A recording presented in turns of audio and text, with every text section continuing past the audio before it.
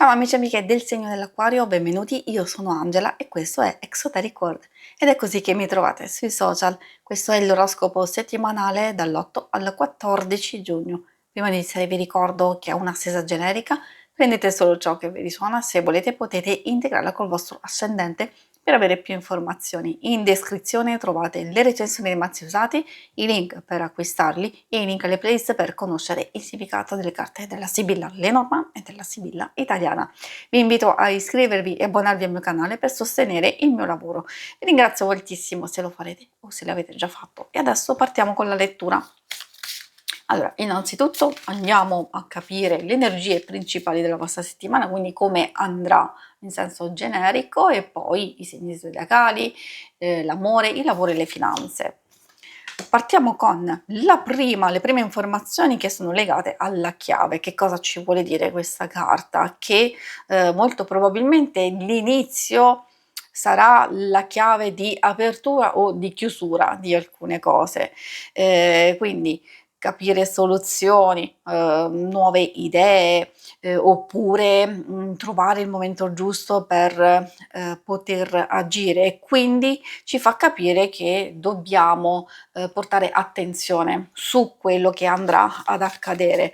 Poi ovviamente magari sappiamo noi se vogliamo cogliere quell'occasione di andare a chiudere delle situazioni, oppure se magari vogliamo aprirci nuove porte, o se magari vogliamo mettere in stand-by qualcosa per concentrarci magari sulle cose più importanti. Di sicuro una cosa la dobbiamo attenzionare o cercare di comprendere meglio: le comunicazioni, quelle che dobbiamo dire e quelle che magari possiamo ricevere. E infatti la carta della lettera è questo che ci sta comunicando effettivamente di notizie, informazioni. Se stiamo aspettando delle notizie, allora può darsi che possano arrivare proprio nella settimana. Se invece dobbiamo essere noi a comunicare un qualcosa, magari di farlo però con la massima sicurezza, massima certezza, forse di farlo subito, perché se aspettiamo magari ci possono essere dei blocchi, degli impedimenti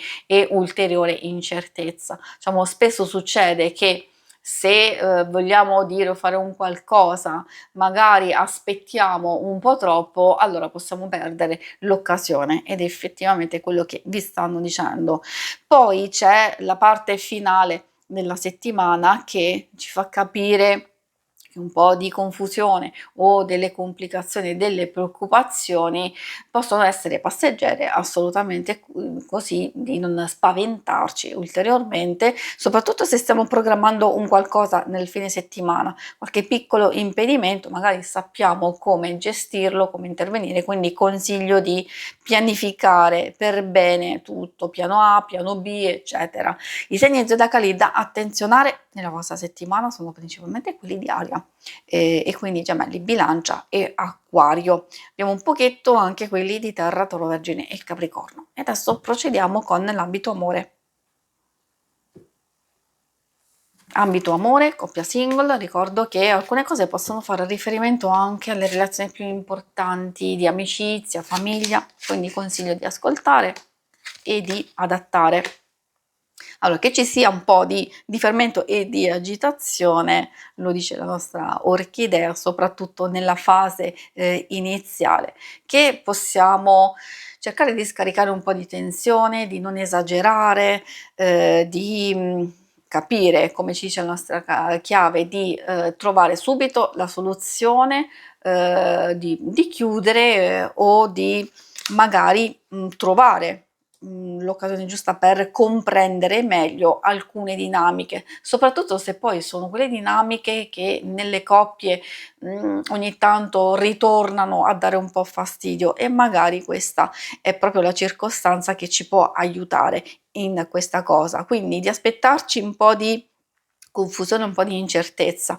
Consiglio sempre, quando saltano fuori queste carte, del conflitto interiore che dobbiamo fare un po' di autovalutazione, magari alcune cose dipendono da noi e quindi entrare necessariamente in conflitto con l'altra persona quando noi non abbiamo le idee chiare non è assolutamente utile, quindi va a generare ulteriore confusione.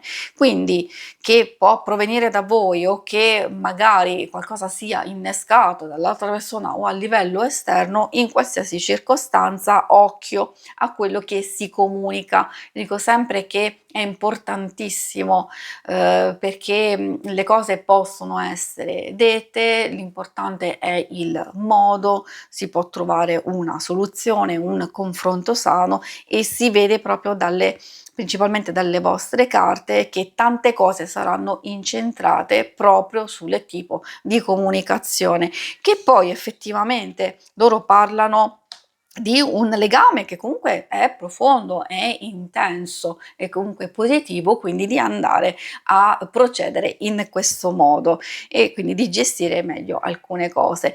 Che cosa vogliono dirvi per i single? Che magari da attenzionare è quello che desiderate veramente, quindi se c'è un coinvolgimento, un'attrazione, soprattutto da questa carta può essere a livello fisico, allora capire se la cosa può evolvere e andare oltre, oppure valutare se ci sono delle cose che sono poco convincenti a livello intuitivo, forse dovete verificare effettivamente se c'è qualcosa che non va, è da qui che si può impostare il vostro prossimo futuro e quindi di fare il punto della situazione in queste varie dinamiche e cercare di capire come procedere. Magari che ci sia quel nuovo inizio, quella possibilità anche di nuove conoscenze, questo è vero, però ci sono delle vecchie situazioni che devono essere risolte. Ricordatevi che avete comunque la chiave proprio nel corso della settimana,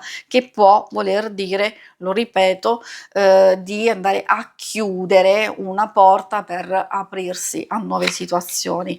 Per quanto riguarda le cose più pratiche del lavoro e delle finanze, è vero, potrebbe esserci, chiamiamolo un dispiacere come lo dice la carta, che è legata a un blocco, un ostacolo, alle proprie azioni che sono limitate da alcune persone intorno oppure da situazioni esterne. L'importante è avere comunque un atteggiamento non distruttivo ma positivo, quindi di non rispondere a critiche, a situazioni strane e ambigue con rabbia o esagerazione, ma di recuperare la lucidità e di favorire invece collaborazione e intesa e lo si può fare assolutamente, infatti si vedono anche carte positive in questo senso, perché c'è da curare meglio delle collaborazioni, dei rapporti, oppure c'è la possibilità di favorire